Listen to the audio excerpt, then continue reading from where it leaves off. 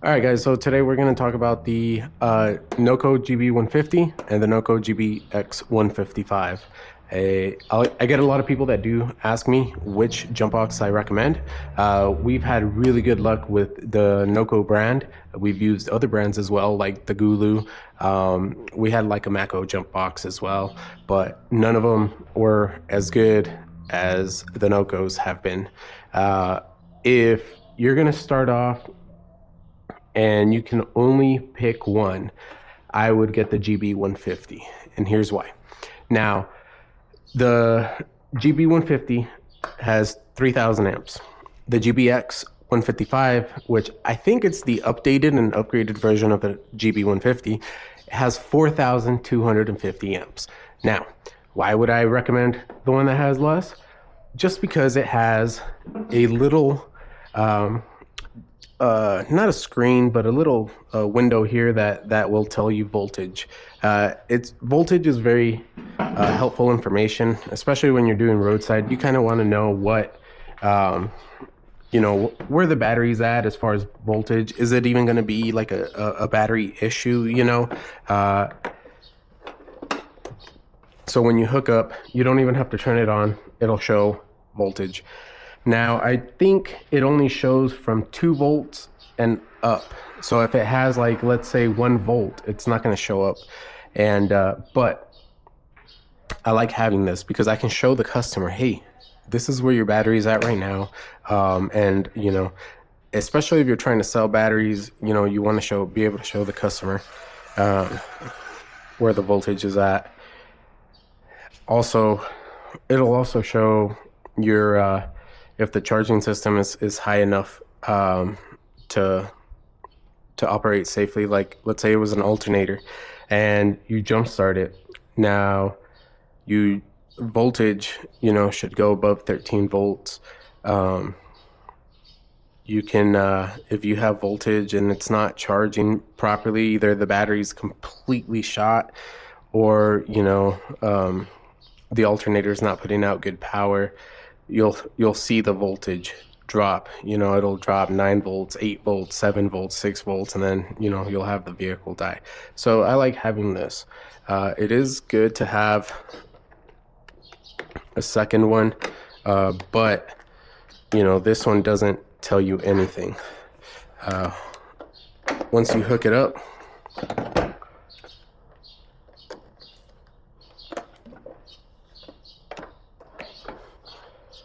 it doesn't do anything until you power it up, and then you'll see this light. Once this light turns on, then you're ready to jump start it. But it doesn't give you any information. Now, the other difference between these two is going to be the clamp size. As you can see, this one's a little bit thinner. Actually, not a little bit, a lot thinner. These are both good jump boxes. If you're able to afford to have both of them, I would recommend having both. Just because, like, if you do a lot of box trucks, or if like we're contracted with U-Haul, so we do like the big U-Hauls around. We'll do big box trucks, we'll do semis and all that. So yeah, we can get the job done.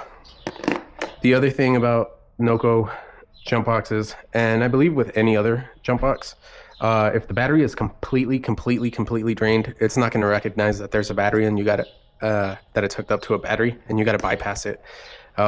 When you have this guy right there and that little button right there, and it'll override it. Just be careful when you do that, because it disables and bypasses all the safety equipment or the safety features, and you can, if you have them switched around, you can damage something. So I'm going to disconnect the battery and we're going to test these jump boxes out. Oh, before I do that, let me show you what. So when this guy, you hook it up, and then all you'll need to do is turn it on, and then you hear that, and then you'll see the voltage jump up, and it'll be ready to go to be able to jump it, and they can crank it. Yeah, the tab's broken on this guy, so let's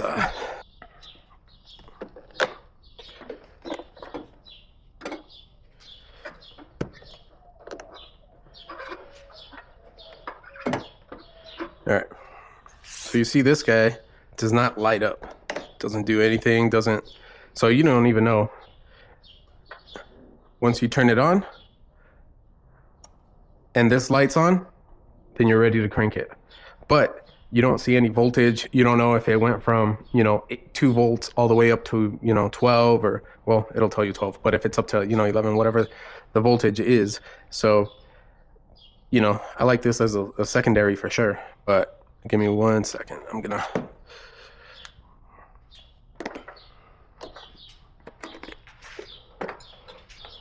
We're gonna test the GB150, the one with 3,000 amps.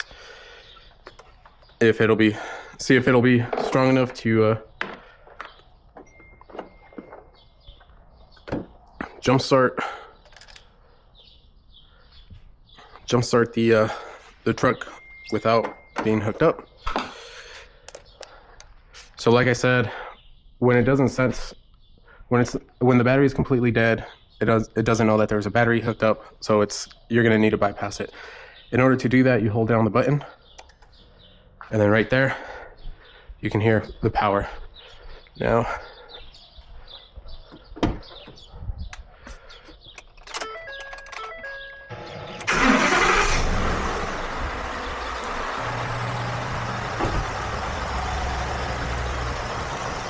and that's not hooked up to the battery.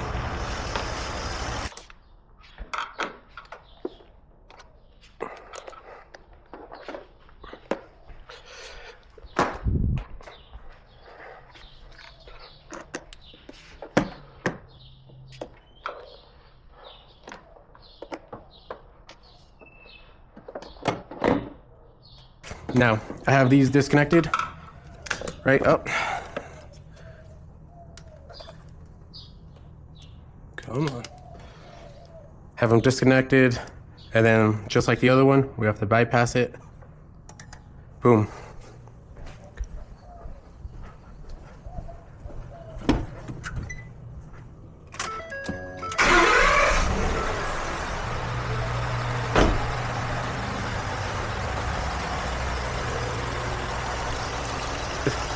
The differences between the Noco Boost GB150 and the Noco Boost GBX155.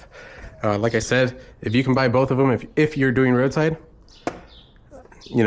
having both of them would be ideal. If you had like a diesel truck or something like that, I'd go with this guy.